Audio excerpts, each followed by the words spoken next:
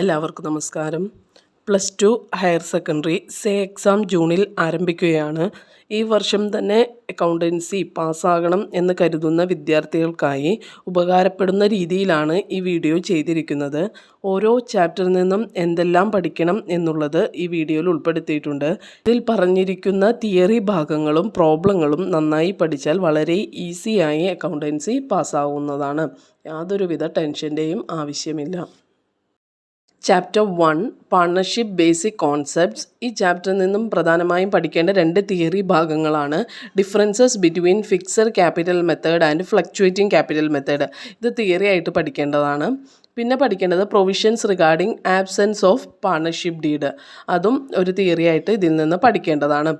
പിന്നെ 2 തന്നിരിക്കുന്നത് പ്രോബ്ലംസ് ആണ്. ഇൻട്രസ്റ്റ് ഓൺ ഡ്രോയിങ്സും ഇൻട്രസ്റ്റ് ഓൺ ക്യാപിറ്റലും കാൽക്കുലേറ്റ് ചെയ്യണ പ്രോബ്ലം പഠിക്കണം. അതുപോലെ തന്നെ profit and loss appropriation account, അത് 4 മാർക്കിന് ചോദിക്കാറുള്ളതാണ്, സ്ഥിരം എക്സാമിന് ചോദിക്കാറുള്ളതാണ്. ഈ ഫിക്സഡ് ക്യാപിറ്റൽ മെത്തേഡും ഫ്ലക്ച്വേറ്റിംഗ് ക്യാപിറ്റൽ മെത്തേഡിൻ്റെ ഫോർമാറ്റ് നോക്കി മനസ്സിലാക്കണം. അത് വൺ വേർഡിന് ഏതെങ്കിലും ഒരു ഐറ്റം തന്നിട്ട് അതെങ്ങനെയാണ്, എവിടെയാണ്, ഡെബിറ്റിലാണോ ക്രെഡിറ്റിലാണോ പോസ്റ്റ് ചെയ്യണമെന്നുള്ളത് വൺ വേർഡിന് ചോദിക്കാറുള്ളതാണ്. ഇതിൽ പ്രധാനമായും interest on drawings, interest on capital, profit and loss appropriation account, ഈ 3 പ്രോബ്ലംസ് നന്നായി പഠിക്കുക. ഇതെല്ലാം ചെയ്തേക്കുന്ന വീഡിയോ, ഈ ചാപ്റ്ററിൻ്റെ മൊത്തം വീഡിയോ മുമ്പത്തെ പാർട്ടുകളിലുണ്ട്. അതിൻ്റെ ലിങ്ക് ഡിസ്ക്രിപ്ഷനിൽ കൊടുക്കാം. അത് നോക്കിയിട്ട് നന്നായി പ്രോബ്ലംസ് എല്ലാം ചെയ്ത് പഠിക്കുക. തിയറികൾ വായിച്ച് നന്നായി പഠിച്ചു വയ്ക്കുക.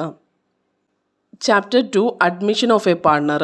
ഈ ചാപ്റ്ററിൽ നിന്നും പഠിക്കേണ്ടത് various rights acquired by a new partner. 2 റൈറ്റ്സുകളുണ്ട്, അത് ഏതൊക്കെയാണെന്നുള്ളത് പഠിച്ചു വയ്ക്കുക. അതുപോലെ factors affecting value of a goodwill of a ഫേമിൻ്റെ ഗുഡ് വില്ല് വാല്യൂ ചെയ്യുന്നതിൻ്റെ ഫാക്ടേഴ്സ് അഫക്റ്റ് ചെയ്യുന്നത് ഏതൊക്കെയാണെന്നുള്ളത് പഠിക്കണം.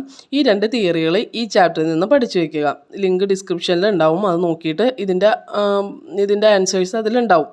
പിന്നെ general reserve, accumulated profit and loss, revaluation account.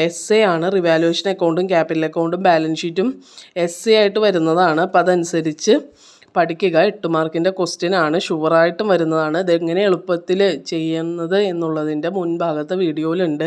അതിൻ്റെ ലിങ്ക് ഡിസ്ക്രിപ്ഷനിൽ കൊടുക്കാം. അതുപോലെ തന്നെ ചെയ്ത് പഠിക്കുക. ജനറൽ റിസർവ്, അക്യുമുലേറ്റഡ് പ്രോഫിറ്റും 4 മാർക്കിന് വരുന്ന ക്വസ്റ്റ്യൻ ആണ്. അപ്പം അതും അതിൻ്റെ രീതിയിൽ പഠിക്കുക. ഈ റൈറ്റ്സ് 2 മാർക്കിനായിട്ടായിരിക്കും വരുന്നത്. ഈ ഫാക്ടേഴ്സ് 3 മാർക്കിനുമായിരിക്കും വരുന്നത്. അപ്പോൾ ഇതെല്ലാം അതിൻ്റേതായ ഇമ്പോർട്ടൻ്റ് ആയിട്ട് പഠിക്കുക. Chapter 3 retirement of a partner. ഇതിൽ പഠിക്കേണ്ടത് ജനറൽ റിസർവും അക്യുമുലേറ്റഡ് പ്രോഫിറ്റ് ആൻഡ് ലോസിൻ്റെ പഠിക്കണം.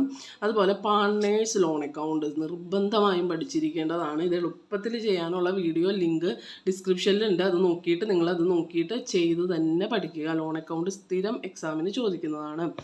ഈ 2 ഭാഗങ്ങളാണ് ഈ ചാപ്റ്ററിൽ നിന്ന് പഠിക്കേണ്ടത്. റിവാലുവേഷൻ അക്കൗണ്ട്, ക്യാപിറ്റൽ അക്കൗണ്ട് പഠിച്ചില്ലെങ്കിലും കുഴപ്പമില്ല. ഇത് 2 നന്നായി ഈ ചാപ്റ്ററിൽ നിന്ന് പഠിച്ചു വെക്കുക. Chapter 4 dissolution of partnership firm. ഈ ചാപ്റ്ററിൽ നിന്ന് സ്ഥിരം ചോദിക്കുന്നതാണ് ഡിസൊല്യൂഷൻ ഓഫ് പാർട്ണർഷിപ്പും ഫേമും തമ്മിലുള്ള ഡിഫറൻസ്. അതുപോലെ modes of dissolution of a partnership firm, അത് പഠിക്കണം. ഇത് 2 തിയറി ഭാഗങ്ങൾ പഠിക്കുക. Realisation account, capital account, bank account, ഇത് ആയിട്ട് പഠിക്കുക. അപ്പോൾ ഇതിൽ ആയിട്ട് വരുന്നത് അഡ്മിഷൻ ചാപ്റ്ററിലെ റിവാലുവേഷൻ അക്കൗണ്ടും ക്യാപിറ്റൽ അക്കൗണ്ടും ബാലൻസ് ഷീറ്റും, സൊല്യൂഷൻ ഓഫ് പാർട്ണർഷിപ്പ് ഫേമിൻ്റെ realisation account, capital account, bank account, ഇതുമാണ് 2 ആയിട്ട് നമുക്ക് എക്സാമിന് വരുന്നത്. അപ്പോൾ ഇത് 2 നന്നായി പഠിച്ചു വയ്ക്കുക. ഏതെങ്കിലും ഒരു നന്നായിട്ട് ക്ലിയർ ആയിട്ട് പഠിച്ചാൽ മതി. ഇതെല്ലാം ചെയ്യുന്ന പ്രോബ്ലംസ് എളുപ്പത്തിൽ ചെയ്യുന്ന വീഡിയോസ് മുൻഭാഗത്തുണ്ട്. ലിങ്ക് ഡിസ്ക്രിപ്ഷനിൽ കൊടുക്കാം. അത് നോക്കിയിട്ട് നന്നായി പഠിക്കുക.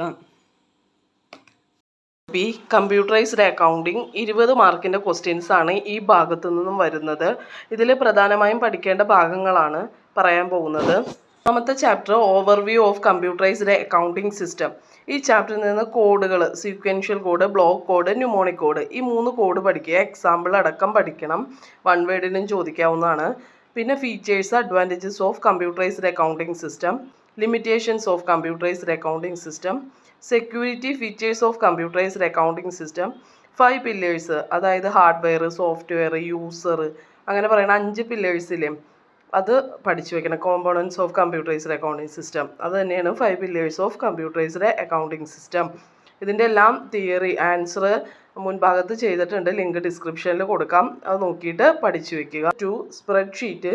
ഈ ചാപ്റ്ററിൽ നിന്ന് ചോദിക്കാൻ സാധ്യതയുള്ള 1 വേർഡുകൾ. സെൽ റെഫറൻസസ് തരും. 4th കോളത്തിൻ്റെയും 8th റോയും അതിൻ്റെ അഡ്രസ്സ് പറയണത് എങ്ങനെയാണെന്നുള്ളത് ചോദിക്കും. അത് D8 എന്നായിരിക്കും. പിന്നെ സെൽ അഡ്രസ്സ് E7, അതിൽ എന്തിനെയാണ് റെപ്രസെൻ്റ് ചെയ്യണതെന്ന് ചോദിക്കും. അതിൻ്റെ ആൻസർ 5th കോളത്തിനെയാണ് റെപ്രസെൻ്റ് ചെയ്യണത്. അതുപോലെ ഏതെങ്കിലും തന്നിട്ട് അത് വൺ വേർഡിന് ചോദിക്കാം. പിന്നെ മൂന്നാമത്തെ statistical function, mathematical function, logical function, text manipulation function, അതും ഈ ഭാഗത്തു നിന്നും ചോദിക്കും. അതിൻ്റെ ഒരു നോട്ട് ഞാനിപ്പോൾ ഇവിടെ തരാം. ഈ രീതിയിൽ പഠിച്ചു വെക്കുക. അപ്പോൾ ഏതെങ്കിലും ഒരു ഫംഗ്ഷൻ, ഇപ്പോൾ റൗണ്ട് ഫംഗ്ഷൻ ഏതിലാണ് ഉൾപ്പെടുന്നതെന്ന് ചോദിച്ചാൽ എളുപ്പത്തിൽ അത് മനസ്സിലാക്കാൻ സാധിക്കും. ഈ രീതിയിൽ സിൻടാക്സ് അടക്കം ഓരോന്നിൻ്റെയും പഠിച്ചു വെക്കണം.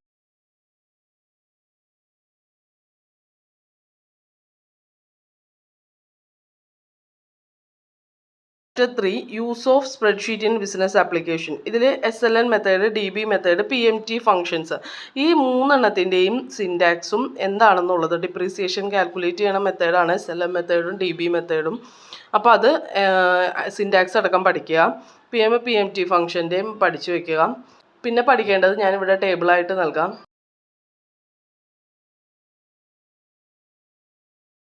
Chapter 4 graphs and charts for business. ഇതിൽ types of charts, elements of charts, advantages of charts, ഈ 3 ക്വസ്റ്റ്യൻസ് ആണ് ഈ ചാപ്റ്ററിൽ നിന്നും പഠിക്കേണ്ടത്. ചാപ്റ്ററാണ് GNU കാട്ട. 5 മാർക്കിന് ചോദിക്കുന്നത് ഈ ചാപ്റ്ററിൽ നിന്നാണ്. Ledger creation, company creation, voucher creation, cash book creation, ഇത് പഠിച്ചു വെക്കുക. Types of vouchers and it's usages, അപ്പോൾ അത് പഠിക്കുമ്പോൾ അതിൻ്റെ കീസുകൾ ഓരോന്ന് പഠിച്ചു വെക്കണം. ട്രാൻസാക്ഷൻസ്, ഒരു 5 ട്രാൻസാക്ഷൻ തന്നിട്ട് അത് ഗ്രൂപ്പും സബ് ഗ്രൂപ്പും ഏതിലാണ് വരുന്നത് എന്നുള്ളതെല്ലാം വൗച്ചർ ടൈപ്പൊക്കെ എഴുതാൻ ചോദിക്കാറുണ്ട്.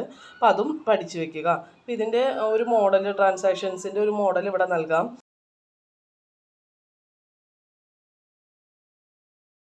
അതുപോലെ വൗച്ചേഴ്സിൻ്റെയും അതിൻ്റെ യൂസേജസിൻ്റെയും ഇവിടെ ആൻസർ നൽകാം. അത് നോക്കിയിട്ട് പഠിച്ചു വെക്കുക.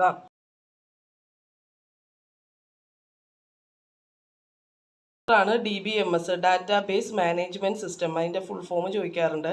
പ്രൈമറി കീസ് പഠിക്കണം എന്താണെന്നുള്ളത്, ക്വറീസും ഫോംസും. ലാസ്റ്റ് ചാപ്റ്ററിൽ നിന്ന് ഇത് 2 മാർക്കിനാണ് ഈ ചാപ്റ്ററിൽ നിന്ന് വരാറുള്ളൂ. അപ്പോൾ അതനുസരിച്ച് ഇമ്പോർട്ടൻസ് നൽകി പഠിക്കുക. ഇനി ഈ പറഞ്ഞിരിക്കുന്ന എല്ലാത്തിൻ്റെയും നോട്ട്സിൻ്റെ ലിങ്ക് ഡിസ്ക്രിപ്ഷനിൽ കൊടുക്കാം. അത് നോക്കിയിട്ട് നിങ്ങൾക്ക് എന്തെങ്കിലും ഡൗട്ടുകൾ ഉണ്ടെങ്കിൽ കമൻറ്റിലൂടെ ചോദിക്കാവുന്നതാണ്.